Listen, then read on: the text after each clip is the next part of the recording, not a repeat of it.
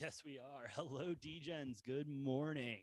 And welcome to Degenerate Takes. I, of course, am the Brofict one, AJ, here on this Thursday, July 7th, 2022. Uh, good morning, good afternoon, good evening, however you're listening, however you're watching. Thank you so much.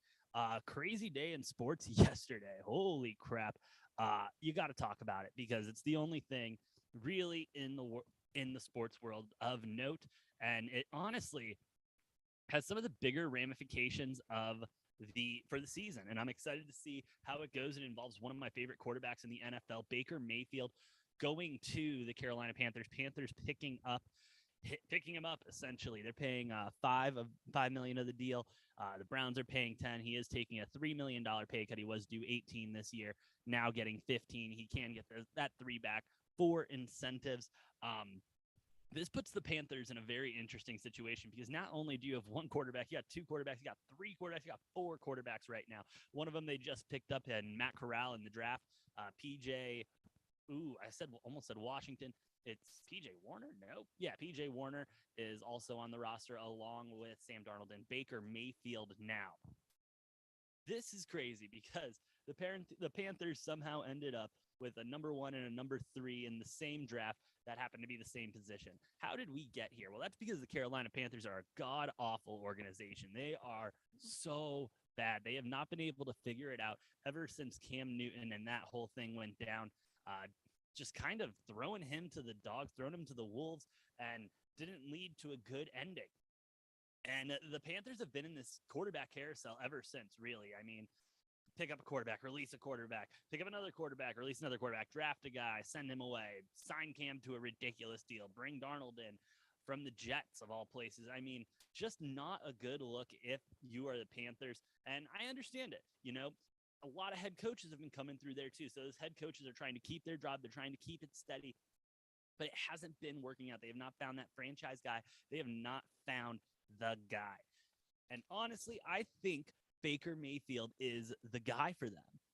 To truly do. I mean, we saw what Baker Mayfield could do with a shit organization like the Cleveland Browns, who somehow seem to be right back in the same position they started of just being a bad team and a bad run organization. Don't want to take away from any of the talent on the team or anything. They are a very talented team, a quarterback away from doing great. Baker could have done great there this year, but no, they're doing the Deshaun Watson sweepstakes. We'll get more into the Browns and the whole quarterback situation there in a minute. But let's sit here on the Baker and Darnold thing because it is a huge deal. I mean, for starters, okay, they have both played 4 seasons. Baker has been able to stay with one team. Oop, hold on. We have some technical difficulties. Give me 1 second, D-Gens.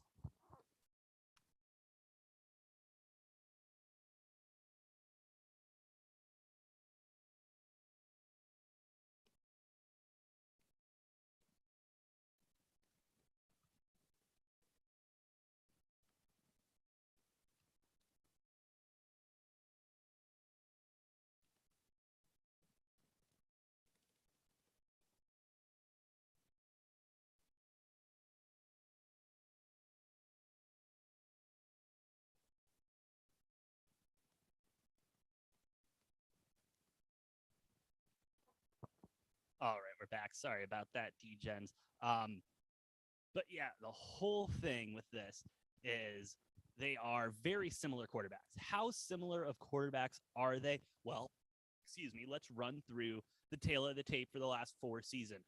In games played, you have Baker at 60, Darnold at 50, completions, 1,185 for Baker, 972 for Darnold, completion percentage, 61.6% for Baker, 59.8% for Darnold, passing rating, 87.8 for Baker, 76.9 for Darnold, and rushing, you got 571 for Baker and 639 for Darnold.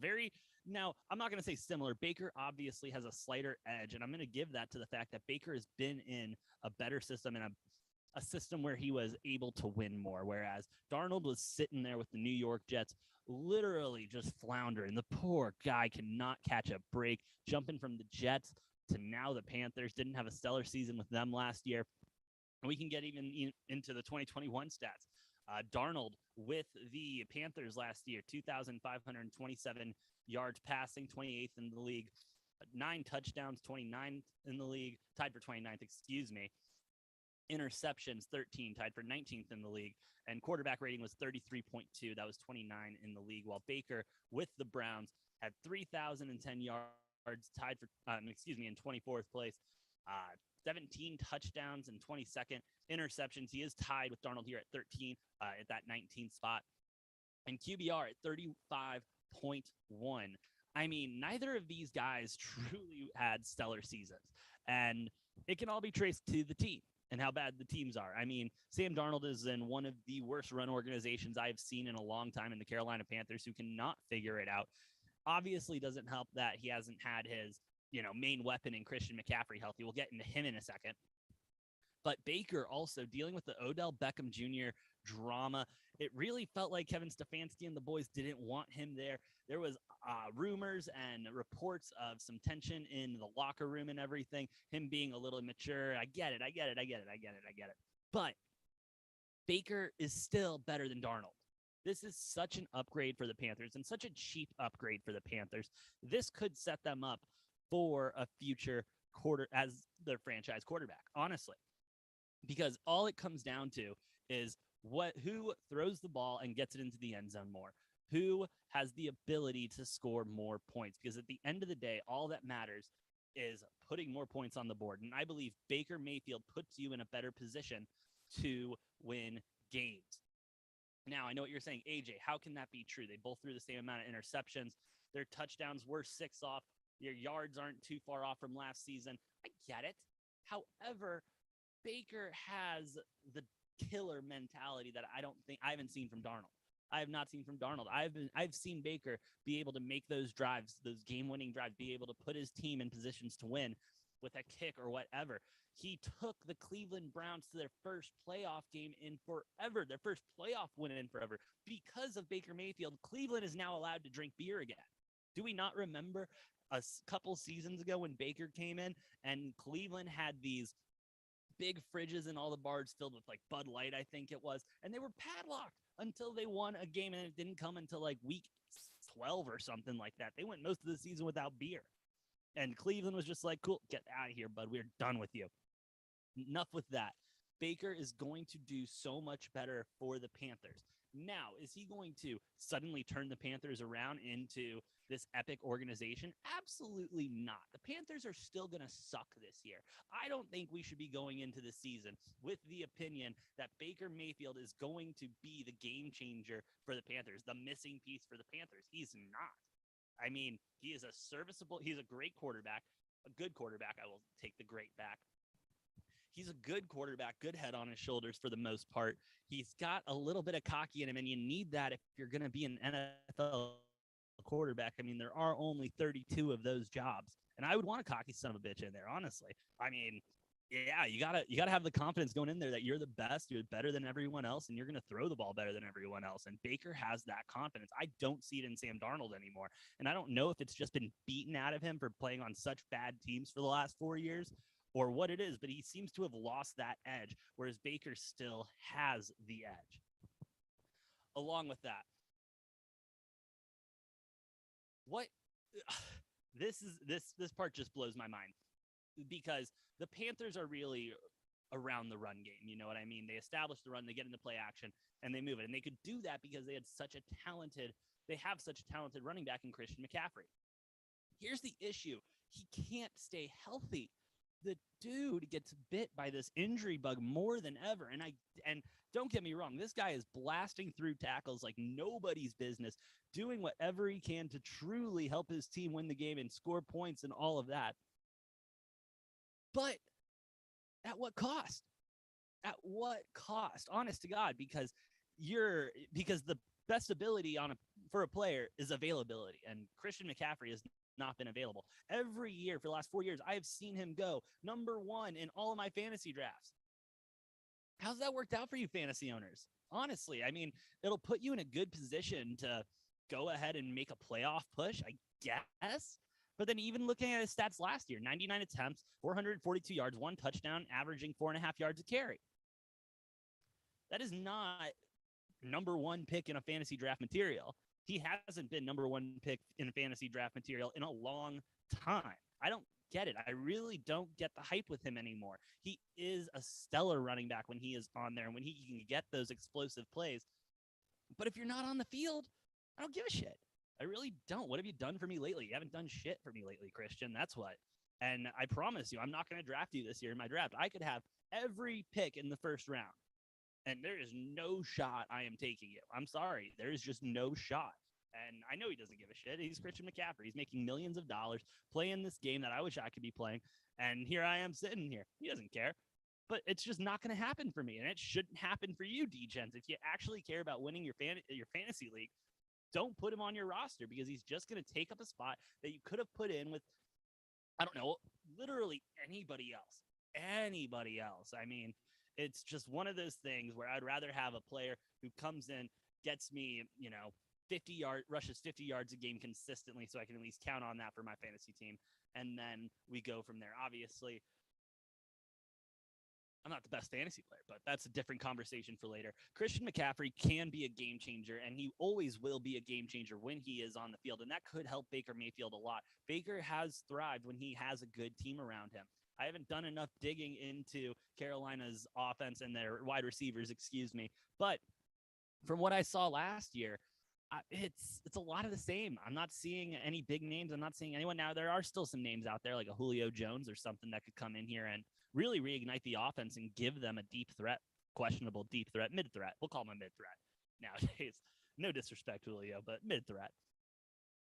And this Panthers team is an interesting organization, and especially when we start looking at their schedule. Let me go ahead and pop that up really quick. And boom goes the dynamite. First of all, week 1, they got Cleveland. Yes, please. Yes, please. Yes, please. And thank you. That is what we love in football. That is a storyline that writes itself. That's going to be all week. That's going to be a hell of a game, especially if Baker is starting. It is at Cleveland. So we know Cleveland. I'm sorry. It's at Carolina. So Carolina will be behind them, be behind Baker the entire time. And I'm sure he would love to smack him in the mouth one time and really embarrass them. And their schedule gets a little easier there with the Giants, but then going to the Saints, the Cardinals, San Francisco, LA, Tampa, Atlanta, the Bengals, Atlanta again, Baltimore, and Denver.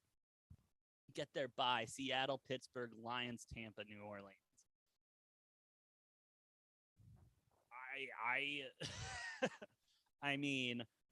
Maybe against the Giants and the Falcons.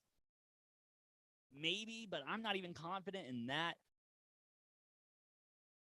Because let's be real, this is a tough schedule, and the NFL is always, every schedule is a tough schedule, but that stretch of Arizona, San Francisco, LA, Tampa.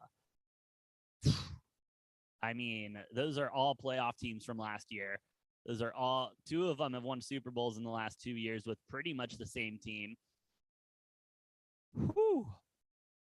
That's going to be interesting. Yeah, I don't see the Panthers winning a lot of games this year, obviously. And it can do, and it doesn't have to do with Baker.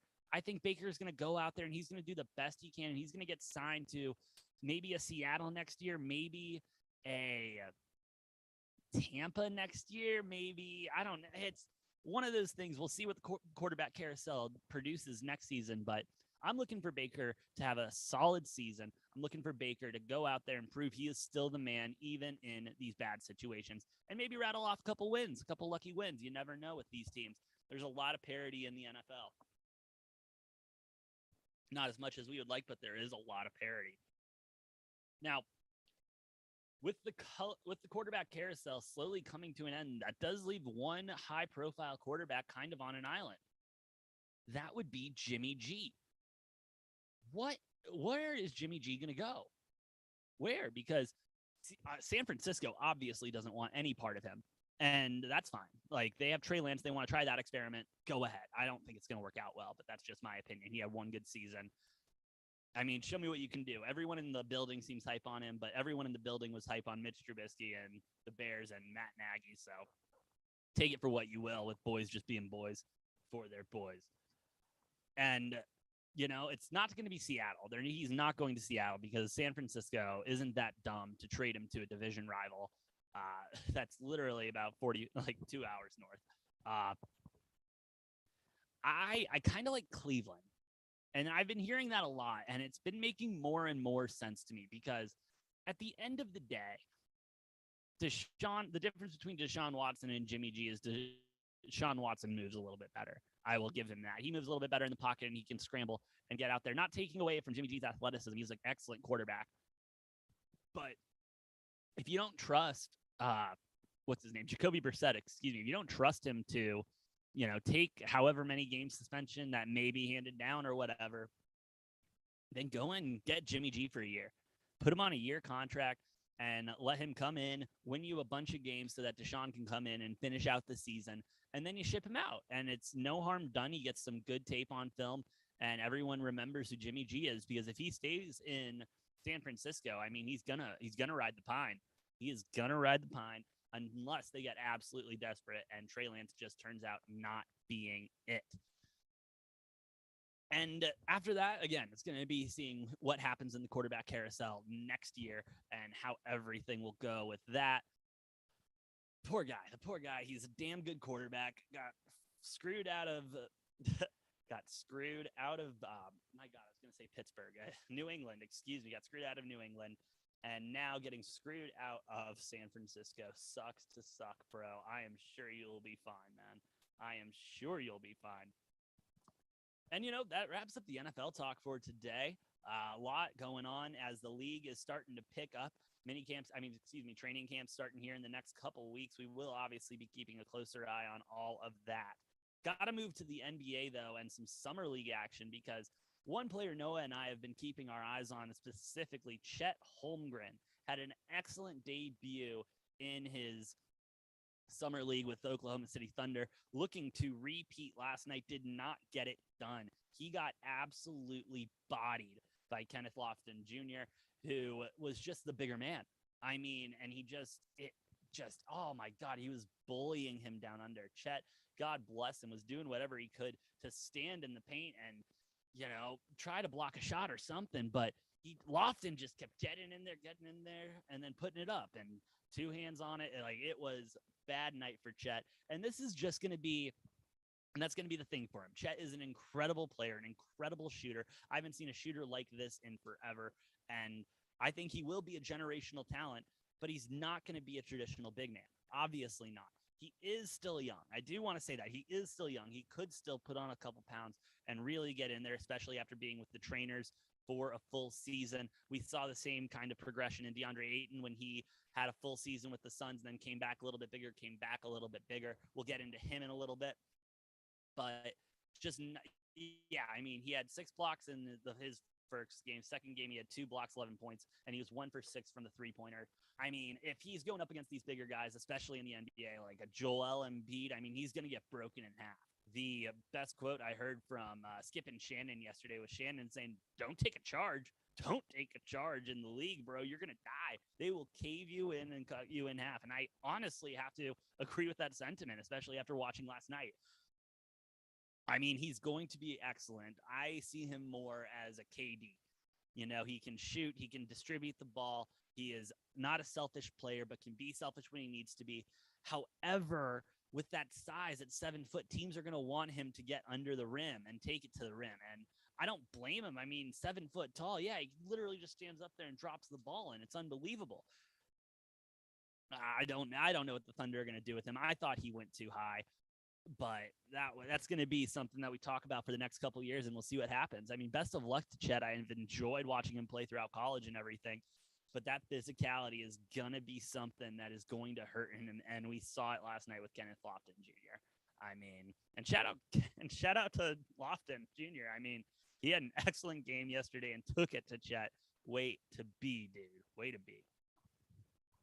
Now, we are still in NBA free agency that did kick off last week with an absolute firestorm, and still some big names floating around, and we'll see where it goes. Biggest name right now, obviously, is Kevin Durant. who is requested a trade from the Nets, and we'll see where he goes. Obviously, it's going to take their time on this one. The Nets seem to be looking for some type of a package, including an all-star type player going in with a couple draft picks and maybe another player. Reports coming out from Shams Charania via the Pat McAfee show yesterday. The Nets are not interested in a one-for-one trade like a DeAndre Ayton for a Kevin Durant. They're going to want some compensation there. The Suns luckily have a wealth of riches when it comes to compensation. They have all their first-round draft picks for the next couple of years. They have a bench that is one of the most talented benches in the world, and why they were able to win so many games last season, even though they didn't get it done in playoffs, which was absolutely disgusting. I couldn't believe that Game 7. I'm still disgusted by it, but it's in the past, I guess. But yeah, they don't want DeAndre Ayton straight up. I think DeAndre Ayton is definitely going to be a part of the package because the Suns are not going to sign him to a max deal, and that's definitely what he's looking for. And the Suns need to move on because we do need either another big scorer, another reliable scorer, or a big man who can get under there and really take care of business. We do have some other centers on the bench.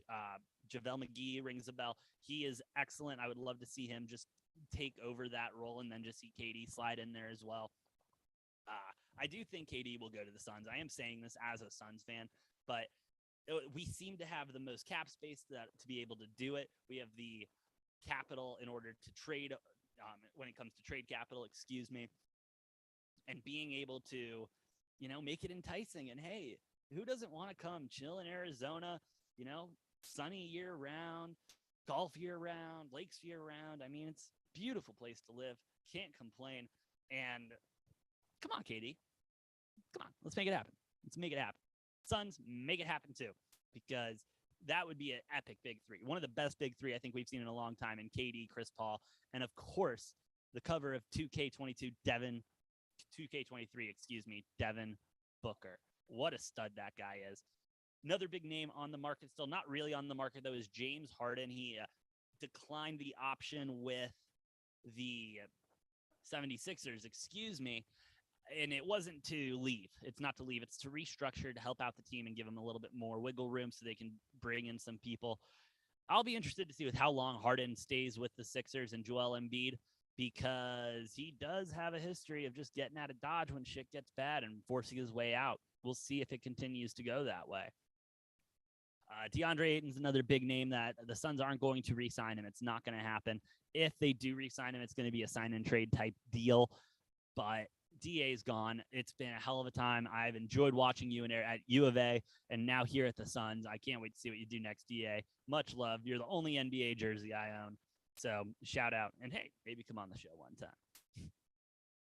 And just because I'm an absolute degenerate gambler, let's look at some. I had to take a look at the futures for the NBA, even though we are only a couple weeks removed from the final. Celtics are the favorite at plus 575, Warriors at plus 600, Suns also tied at plus 600, Lakers down there at number 5 at plus 1,000. The Lakers, the Los Angeles Lakers, the retirement home in South Beach. I mean, not South Beach, excuse me. I'm losing my mind. It's still early here in Arizona. But what are the Lakers doing at plus 1,000? What? Because they still have the exact same team they had last year. They're not going to be able to get rid of anyone. Kyrie Irving is sure as hell not going to the Lakers. They can't afford him. They can't move anybody to afford him. And, I mean, it's going to be Russell Westbrook, LeBron James, and street clothes Anthony Davis. I mean, it's going to be another rough season for the Lakers. Give me the under on wins. Give me Lakers to miss the playoffs. I don't even think they'll hit the play-in tournament. Going to be a rough season to be a Lakers, Cowboys, Duke fan. Honestly, it really will be. Hey, if you're a Yankees fan in there too, though, you're looking pretty hot, looking good there. But yeah, and I mean, it's just, yeah, the Lakers are bad. Lakers are so bad. And LeBron on his last year of his deal, he ain't going to move. But look for him after this to definitely, seek some other options, especially with Bronny going into the draft. We'll see what happens with that. Whew. Rough run for the Lakers, truly. That's all I have for the morning update here on Degenerate Takes. I've been the Brofict One AJ. Please follow me on Twitter at Brofict One, the show at Degen Takes. And of course, please like, share, and subscribe. to the channel, as it does help us fight that brutal YouTube algorithm. Again, I've been the Brofix1 AJ. I'll be live later today if anything else pops off, and we'll